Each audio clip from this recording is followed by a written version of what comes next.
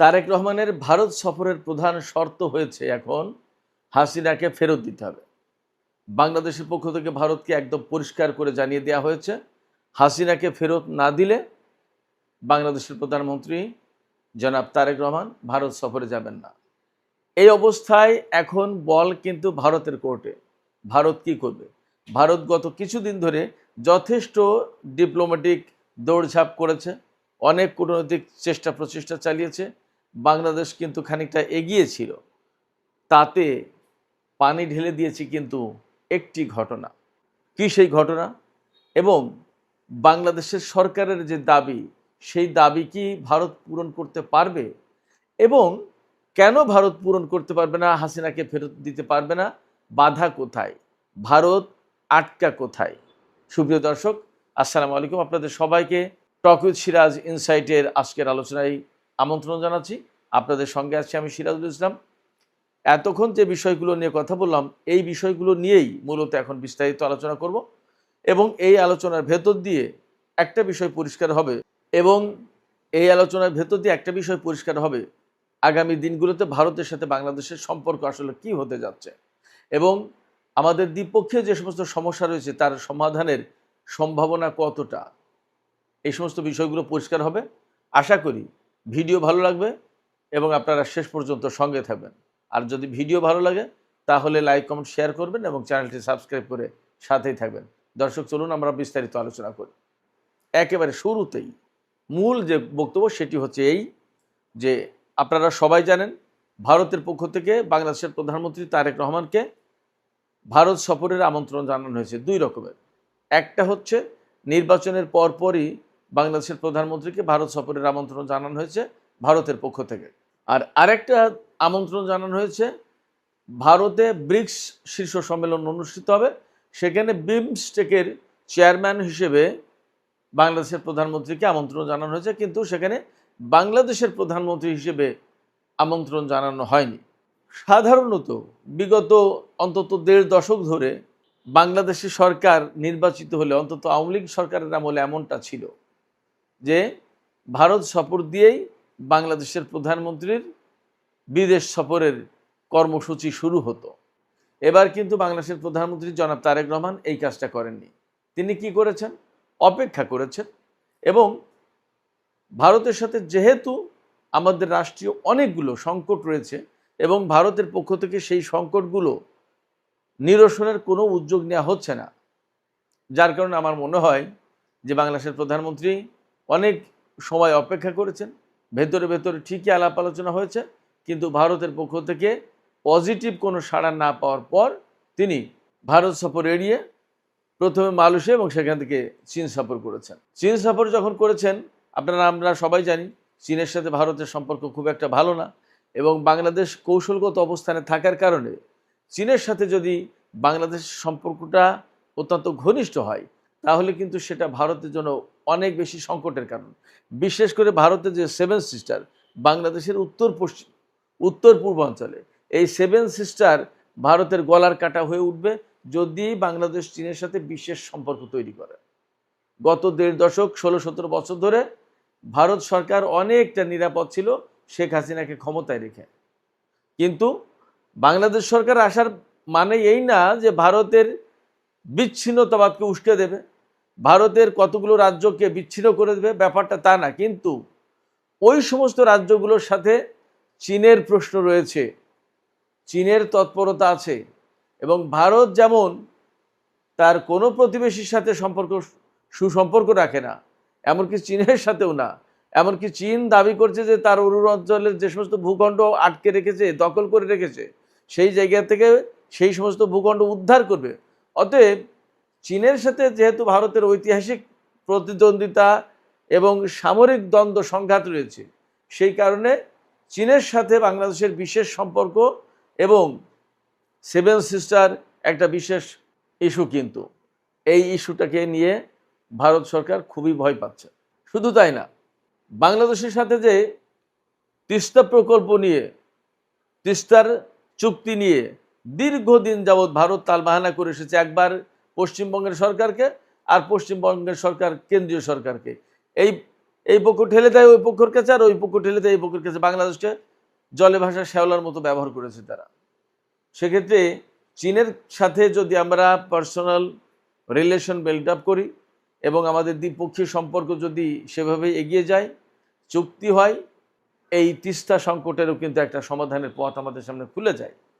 আমরা আরও অনেকগুলো সংকটের সমাধান করতে পারি। ভারতের অনীহা সত্ত্বেও ভারত কিন্তু এগুলো করেনি, অথচ সংকটগুলো ভারতের সাথে আমাদের। তারা উজানের দেশ হিসেবে, আমরা ভাটির দেশ হিসেবে যেভাবে আমাদের ট্রিট করার কথা তার ঠিক উল্টা করেছে ভারত।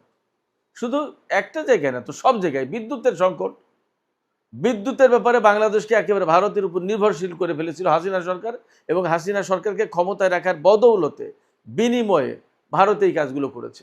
এখন হাসিনা সরকার উৎখাত হয়েছে গণ অভ্যুত্থানের মুখে, এবং ভারত এই জায়গায় সংকটে পড়ছে। এখন উপায় কি?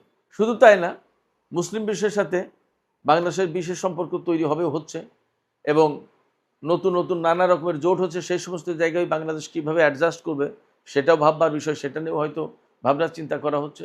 এই জায়গায় ভারত এখন চাপে, যার কারণে গত 1-1.5 সপ্তাহে আমরা যথেষ্ট দৌড়ঝাঁপ দেখেছি। ভারতের যিনি হাই কমিশনার দীনেশ ত্রিবেদী, তিনি যেমন দৌড়ঝাঁপ করেছেন, তেমনি রয়ের প্রধান বাংলাদেশে এসছেন। আরও টেবিলের তল দিয়ে, টেবিলের নিচ দিয়ে আরও অনেক কিছু হচ্ছে, কিন্তু বাংলাদেশের পক্ষ থেকে একদম পরিষ্কার করে আজকে বক্তব্য দেওয়া হয়েছে। বাংলাদেশের শর্ত পরিষ্কার করে দেওয়া হয়েছে যে শেখ হাসিনাকে ফেরত দিতে হবে বাংলাদেশের কাছে। শুধু শেখ হাসিনাকে দিলে হবে না, আরও আওয়ামী লীগের যে সমস্ত পলাতক লোকজন ভারতে রয়েছে, মামলায় যারা কনভিক্টেড, যারা দোষী সাব্যস্ত হয়েছে, তাদেরকে ফেরত দিতে হবে। শুধু তাই না, শরীফ উসমান হাদিকে যে হত্যা করা হয়েছে, তার যে হত্যাকারী যে 2 জন ভারতে আটক রয়েছে, তাদেরকে ফেরত দিতে হবে। এরকম বেশ কিছু শর্ত সরায় দেওয়া হয়েছে। এই শর্তগুলো যদি পূরণ করে, এবং বাংলাদেশের পক্ষ থেকে একদম পরিষ্কার করে বলা হয়েছে যে বাংলাদেশের প্রধানমন্ত্রী ভারত সফরে যাবেন, তার জন্য উপযুক্ত এবং সুন্দর পরিবেশ নিশ্চিত করতে হবে। তা না হলে বাংলাদেশের প্রধানমন্ত্রীর পক্ষে ভারত সফর করা সম্ভব হবে না। এখন বল ভারতের কোর্টে। সবচেয়ে বড় প্রশ্ন হচ্ছে যে শেখ হাসিনাকে ফেরত কেন দেবে না ভারত, এবং গণ অভ্যুত্থানের মুখে যে ব্যক্তি পালিয়ে গেল তাকে আশ্রয় দেওয়ার কি আছে? ভারত তো বিশ্বের গণতান্ত্রিক দেশ হিসেবে নিজেকে দাবি করে, যেখানে জনগণের অভ্যুত্থানের মুখে একটা স্বৈরশাসক পালিয়ে গেল, তার প্রধান পালিয়ে গেল, এবং তার ম্যাক্সিমাম মন্ত্রী, এমপি, আওয়ামী লীগ সরকারের আজ্ঞাবাহী সরকারি কর্মকর্তারা ভারতে অবস্থান করছে, এবং তাদের ফেরত দেওয়ার জন্য বাংলাদেশ বারবার অনুরোধ জানিয়েছে, চিঠি দিয়েছে। এবং বাংলাদেশের সাথে ভারতের এই চুক্তি আছে যে ভারতের প্রত্যর্পণ চুক্তি, যেটা ভারতে আশ্রয় নিয়ে বাংলাদেশি যাদেরকে বাংলাদেশ সরকার চাইবে তাদেরকে ভারত ফেরত দেবে, এবং বাংলাদেশে যদি ভারতের কেউ থাকে একইভাবে ফেরত দেবে। এবং বাংলাদেশ থেকে ভারতের কাছে বেশ কিছু লোককে তুলে দেওয়া হয়েছিল। এখন ভারত কেন দেবে না? যদি না দেয় তাহলে ভারতের সাথে বাংলাদেশের সম্পর্ক একেবারেই তলানিতে গিয়ে ঠেকবে। যার কারণে আমি বারবারই বলছি যে এই সিদ্ধান্ত ভারতের কাছে, তারা কি করবে সেটা তাদের ব্যাপার। আমাদের পক্ষ থেকে পরিষ্কার করে বলা হয়েছে। একটা জিনিস বুঝতে হবে, আমি সবসময় যে কথা বলি যে বাংলাদেশের সাথে ভারতের সম্পর্কটা হওয়ার কথা ছিল অত্যন্ত মধুর এবং বন্ধুত্বের। কারণ ভারত আর বাংলাদেশ একদম নিকটতম প্রতিবেশী দেশ। শুধু তাই না, বাংলাদেশের মুক্তিযুদ্ধের সময় ভারত আমাদেরকে সহযোগিতা করেছিল, অথচ মুক্তিযুদ্ধের পরে 1-2 বছরের ভেতরেই ভারতের যে ভূমিকাটা, সেই ভূমিকাটা কোনো মতেই গ্রহণযোগ্য না, কোনো মতেই গ্রহণযোগ্য না। বাংলাদেশকে তারা একটা করদ রাজ্যে পরিণত করার চেষ্টা করেছে বিভিন্ন সময়।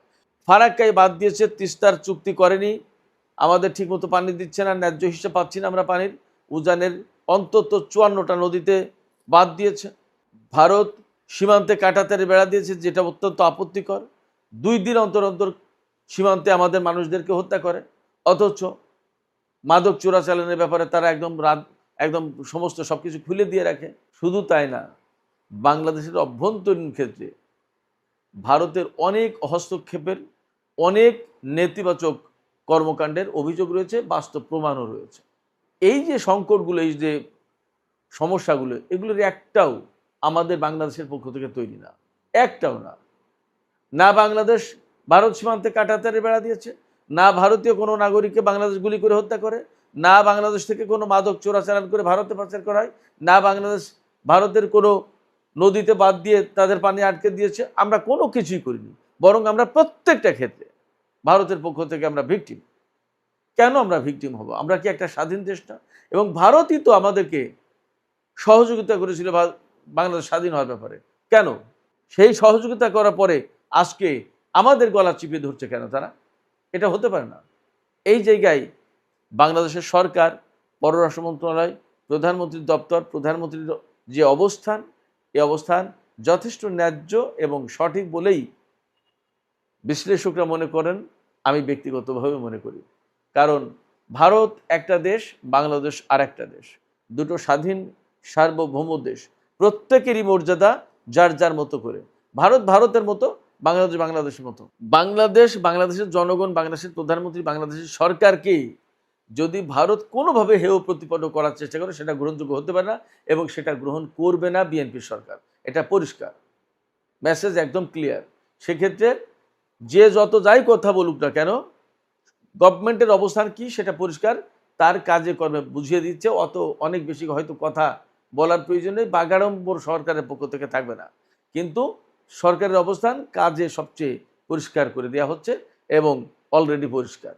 শেখ হাসিনার বিরুদ্ধে 24-এর গণ আন্দোলনে প্রায় 1,500 মানুষ হত্যার অভিযোগ রয়েছে তার সরকারের বিরুদ্ধে, তার প্রত্যক্ষ মদদের নির্দেশে এবং নির্দেশনায় এই হত্যাকাণ্ড ঘটেছে এবং তার বিরুদ্ধে মানবতা বিরোধী অপরাধের রায় রয়েছে এবং তার বিরুদ্ধে মৃত্যুদণ্ড কার্যকর হওয়ার রায় রয়েছে।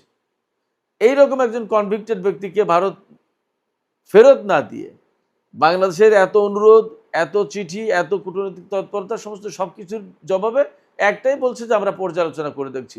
এই বিষয়টা পর্যালোচনা করে দেখতে কত বছর লাগবে এবং এত পর্যালোচনা করার কি আছে? আমরা একজন ওয়ান্টেড ব্যক্তিকে চেয়েছি, প্রত্যর্পণ চুক্তি আছে 2013 সালে সই হওয়া, সেই চুক্তি অনুযায়ী বাংলাদেশ সরকারের কাছে দিয়ে দেবে, ব্যাস শেষ। আমরা তো শেখ হাসিনাকে বাংলাদেশে এনে সাথে সাথে যে কেউ তার উপরে অত্যাচার নির্যাতন চালাবে, তাকে হত্যা করবে, তাকে মৃত্যুদণ্ড দেবে, ব্যাপারটা তো তা না। এখানে আইন আছে, আদালত আছে, সরকার আছে, সমস্ত সব কিছু স্বাভাবিক প্রক্রিয়ায় এগিয়ে যাবে। তাতে যদি তিনি পরিষ্কার নির্দোষ হন, তিনি বের হয়ে যাবেন। তিনি যদি দোষী সাব্যস্ত হন, যে শাস্তি আছে সেই শাস্তির ব্যবস্থাই হয়তো করা হবে, কিন্তু তাকে তো ব্যক্তিগত ক্ষোভের কারণে তাকে তো রোষানলে ফেলা হচ্ছে না। এই জায়গায় ভারত সরকারের কাছেই বাংলাদেশ সরকার পরিষ্কার শর্ত দিয়েছে। এখন শর্তগুলো ভারতের পক্ষ থেকে পরিষ্কার করতে হবে, পালন করতে হবে। যদি তা না করে, আমি মনে করি ভারত এবং বাংলাদেশের সম্পর্ক অনেক বেশি তলানিতে চলে যাবে।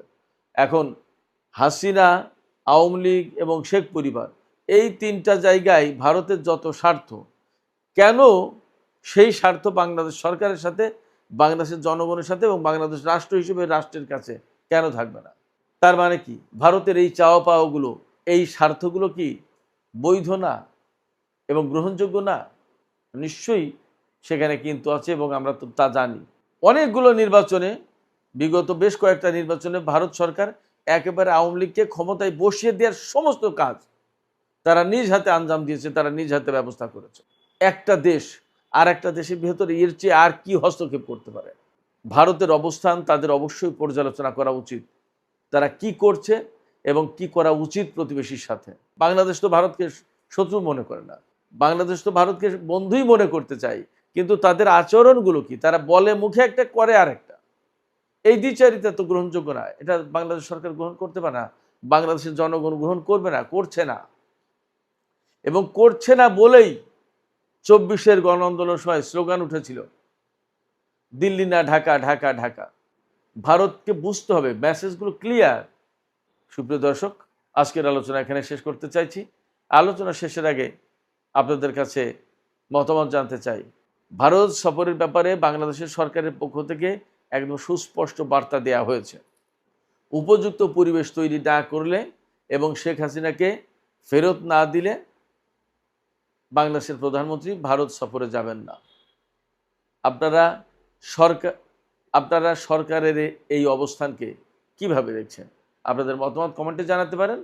আর ভিডিও ভালো লাগলে লাইক, কমেন্ট, শেয়ার করবেন এবং চ্যানেলটি সাবস্ক্রাইব করে প্লিজ সাথেই থাকবেন। আর আপনাদের সবাইকে অনেক অনেক ধন্যবাদ জানিয়ে আজকের আলোচনা এখানেই শেষ করছি। আপনারা সবাই অনেক ভালো থাকুন। আল্লাহ হাফেজ।